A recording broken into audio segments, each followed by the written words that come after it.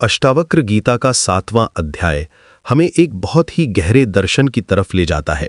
ये अध्याय उस स्थिति के बारे में बात करता है जहां व्यक्ति पूरी तरह से अपने वास्तविक स्वरूप को पहचान लेता है।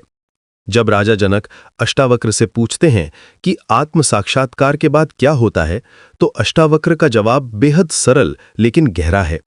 इस अध्याय की शुरुआत में अष्टावक्र कहते हैं कि जो व्यक्ति अपने सच्चे स्वरूप को जान लेता है, वो समझ जाता है कि वो ना तो करता है और ना ही भोगता है। ये बात सुनने में थोड़ी अजीब लग सकती है, लेकिन इसका मतलब ये है कि जब हम अपनी असली पहचान को समझ लेते हैं तो हमें पता चलता है कि हम सिर्फ साक्षी हैं। हम वो चेतना है जो सब कुछ देखती है लेकिन किसी भी क्रिया में फंसी नहीं है।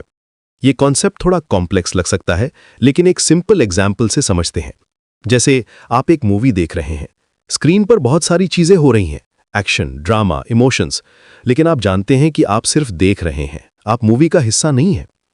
ठीक इसी तरह से जब हमें अपने सच्चे स्वरूप का पता चल जाता है तो हम समझ जाते हैं कि हम जीवन के सिर्फ साक्षी हैं। अष्टावक्र आगे कहते हैं कि ऐसा व्यक्ति किसी भी चीज से अटैच नहीं रहता, ना तो वो सुख में खुश होता है और ना ही दुख में परेशान होता है।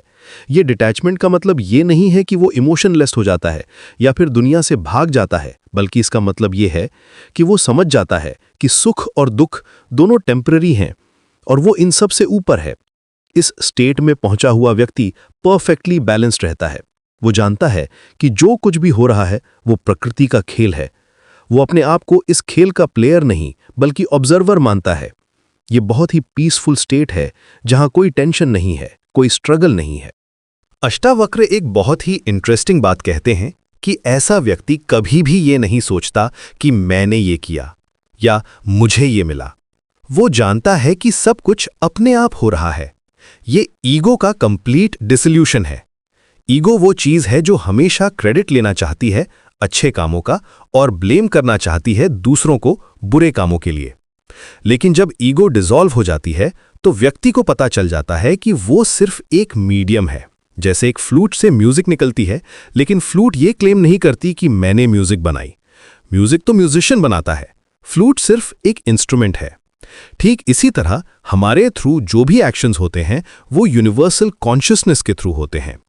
इस अध्याय में अष्टावक्र ये भी बताते हैं कि ऐसा व्यक्ति कभी भी फ्यूचर की प्लानिंग नहीं करता या पास्ट को लेकर रिग्रेट नहीं करता। वो पूरी तरह से प्रेजेंट मोमेंट में रहता है। ये प्रेजेंट मोमेंट अवेयरनेस बहुत ही पावरफुल चीज है। जब हम पास्ट या फ्यूचर में नहीं भटकते तो हमारी सारी एनर्जी प्रेजेंट में फोकस हो जाती है। प्रेजेंट मोमेंट में रहने का मतलब ये नहीं है कि हम प्रैक्टिकल चीजों को इग्नोर कर दें, बल्कि इसका मतलब ये है कि हम जो भी करते हैं पूरी अवेयरनेस के साथ करते हैं। हम फुली प्रेजेंट रहते हैं हर एक्शन में, हर कॉन्वर्सेशन में, हर एक्सपीरियंस में। अष्टावक्र कहते हैं कि ऐसा व्यक्ति कभी भी ये नहीं सोचता कि मुझे एनलाइटनमेंट मिल गई है या मैं स्पेशल हूं, क्योंकि जब सच्ची अंडरस्टैंडिंग आती है तो व्यक्ति को पता चल जाता है कि कोई इंडिविजुअल एनलाइटनमेंट जैसी चीज है ही नहीं। एनलाइटनमेंट का मतलब है ईगो का डिसअपियर हो जाना। तो फिर कौन क्लेम करेगा कि मुझे एनलाइटनमेंट मिली? ये बहुत ही पैराडॉक्सिकल बात है। जब तक हम एनलाइटनमेंट को अचीव करने की कोशिश करते हैं तब तक हम उससे दूर रहते हैं, क्योंकि ये एफर्ट ईगो की तरफ से आती है। लेकिन जब हम कंप्लीटली सरेंडर कर देते हैं, जब हम ये एक्सेप्ट कर लेते हैं कि हम कुछ भी कंट्रोल नहीं कर सकते, तब नेचुरली ये स्टेट आ जाती है। इस अध्याय में एक और ब्यूटीफुल कॉन्सेप्ट है कि ऐसा व्यक्ति कभी भी दूसरों को जज नहीं करता। वह जानता है कि हर व्यक्ति अपनी जर्नी में है, अपने लेवल पर है। वह कभी यह नहीं सोचता कि यह व्यक्ति गलत कर रहा है या उसे ऐसा करना चाहिए। वह सबको उसी तरह एक्सेप्ट करता है जैसे वे हैं। यह एक्सेप्टेंस बहुत ही लिबरेटिंग है। जब हम दूसरों को चेंज करने की कोशिश नहीं करते तो हमारी बहुत सारी एनर्जी सेव हो जाती है। हम पीसफुल हो जाते हैं, हमारे रिलेशनशिप्स इंप्रूव हो जाते हैं, क्योंकि हम लोगों को अनकंडीशनली एक्सेप्ट करते हैं। अष्टावक्र यह भी कहते हैं कि ऐसा व्यक्ति कभी भी कोई स्पिरिचुअल प्रैक्टिस नहीं करता। ये बात थोड़ी कंफ्यूजिंग लग सकती है, लेकिन इसका मतलब ये है कि जब व्यक्ति को अपने सच्चे स्वरूप का पता चल जाता है तो उसे कोई प्रैक्टिस करने की जरूरत नहीं रहती। वह ऑलरेडी वह है जो वह बनना चाहता था। ये ऐसे है जैसे आप अपने घर को ढूंढ रहे थे और अचानक आपको पता चला कि आप ऑलरेडी अपने घर में हैं। अब आपको कहीं जाने की जरूरत नहीं है। प्रैक्टिसेस तब तक हेल्पफुल हैं जब तक हमें ये रियलाइजेशन नहीं हो जाती कि हम ऑलरेडी कंप्लीट हैं। लेकिन ये बात बिगिनर्स के लिए नहीं है। जो लोग अभी भी अपनी जर्नी में हैं, उनके लिए प्रैक्टिसेस बहुत ज़रूरी हैं। मेडिटेशन, योगा, सेल्फ इंक्वायरी, ये सब टूल्स हैं जो हमें इस अंडरस्टैंडिंग तक पहुंचने में हेल्प करते हैं। इस अध्याय में अष्टावक्र एक बहुत ही प्रोफाउंड बात कहते हैं कि ऐसा व्यक्ति कभी भी ये नहीं सोचता कि मैं बॉडी हूं या मैं माइंड हूं। वह जानता है कि वह प्योर कॉन्शियसनेस है जो बॉडी और माइंड को ऑब्जर्व करती है। यह आइडेंटिफिकेशन का टूटना बहुत ही इंपॉर्टेंट है। हम अक्सर अपने आप को अपने थॉट्स, इमोशंस या फिजिकल सेंसेशंस के साथ आइडेंटिफाई कर लेते हैं। जब हमें गुस्सा आता है तो हम कहते हैं मैं गुस्से में हूं, लेकिन एक्चुअली हम वह कॉन्शियसनेस हैं जो गुस्से को ऑब्जर्व कर रही है। एंगर एक टेम्पररी स्टेट है, लेकिन हम परमानेंट कॉन्शियसनेस। ये अंडरस्टैंडिंग आने के बाद व्यक्ति को कभी भी कोई साइकोलॉजिकल प्रॉब्लम नहीं होती। डिप्रेशन, एंजाइटी, स्ट्रेस, ये सब ईगो की प्रॉब्लम्स हैं। जब ईगो डिसॉल्व हो जाती है तो ये प्रॉब्लम्स भी डिसअपियर हो जाती हैं।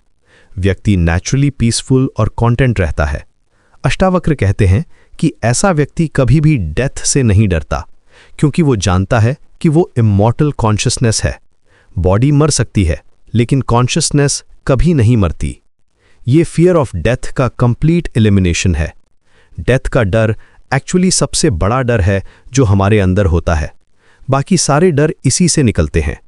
जब ये डर चला जाता है तो व्यक्ति कंप्लीटली फियरलेस हो जाता है। वो लाइफ को पूरी इंटेंसिटी के साथ जीता है, क्योंकि उसे कोई डर नहीं है। इस स्टेट में पहुंचा हुआ व्यक्ति नेचुरली कंपैशनेट हो जाता है।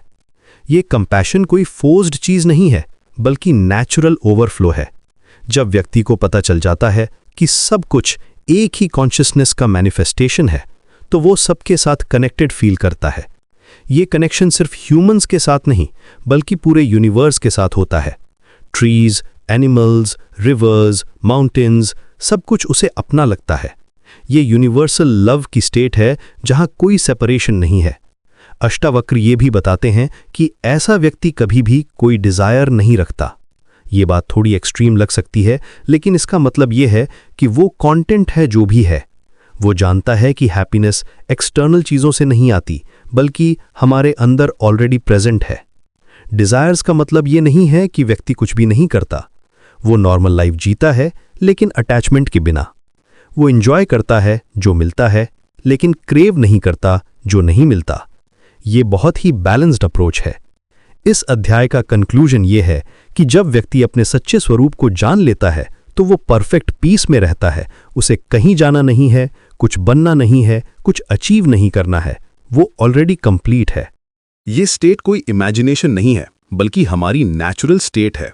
हम सब ओरिजिनली इसी स्टेट में थे, लेकिन कंडीशनिंग और आइडेंटिफिकेशन की वजह से हम इसे भूल गए।